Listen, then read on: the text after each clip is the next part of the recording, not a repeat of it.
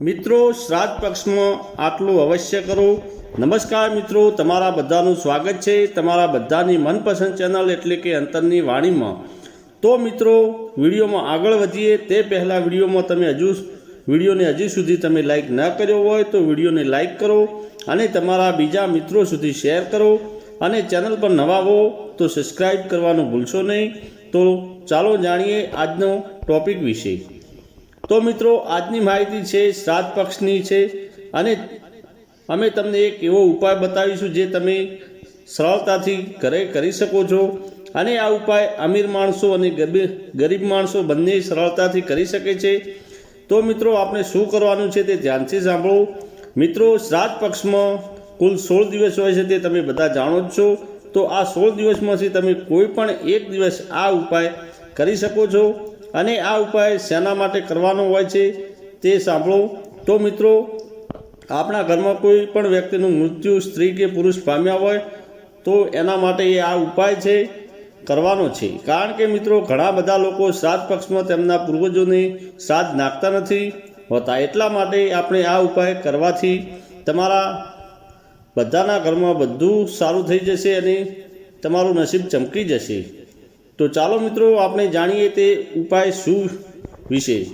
મિત્રો, સૌપ્રથમ તમારે શું કરવાનું છે, થોડુંક દૂધ લેવાનું છે અને થોડાક ચોખા લેવાના છે, થોડી ખાંડ લેવાની છે। મિત્રો, આ ત્રણેય વસ્તુ લઈને તમારે ખીર બનાવવાની છે અને થોડીક રોટલીઓ બનાવવાની છે। રોટલી તમે ચાહો એટલી લઈ શકો છો।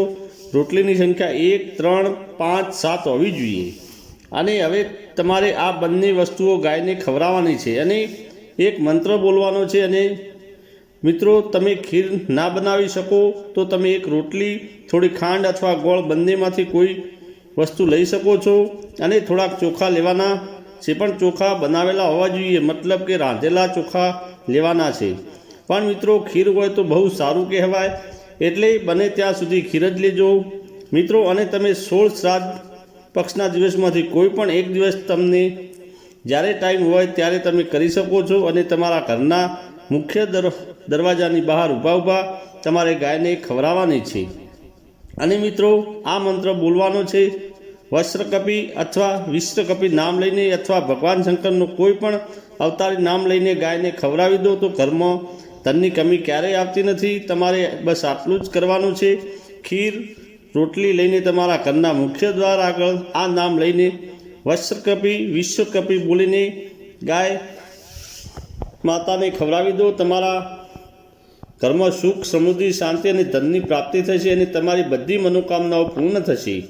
તો મિત્રો, આજનો વિડીયો પસંદ આવ્યો હોય તો વિડીયોને લાઈક કરજો અને તમારા બધા મિત્રો સુધી શેર કરજો, જેથી કરીને મિત્રો લોકો સુધી માહિતી પહોંચી શકે। અને ચેનલ પર નવા હો તો અમારી ચેનલ અંતરની વાણીને સબસ્ક્રાઈબ કરવાનું ભૂલશો નહીં અને કોમેન્ટ બોક્સમાં હર હર મહાદેવ અવશ્ય લખજો। તો મિત્રો, ફરી મળીશું એક નવા વિડીયોમાં। ત્યાં સુધી સૌને જય માતાજી, જય ગોગા મહારાજ।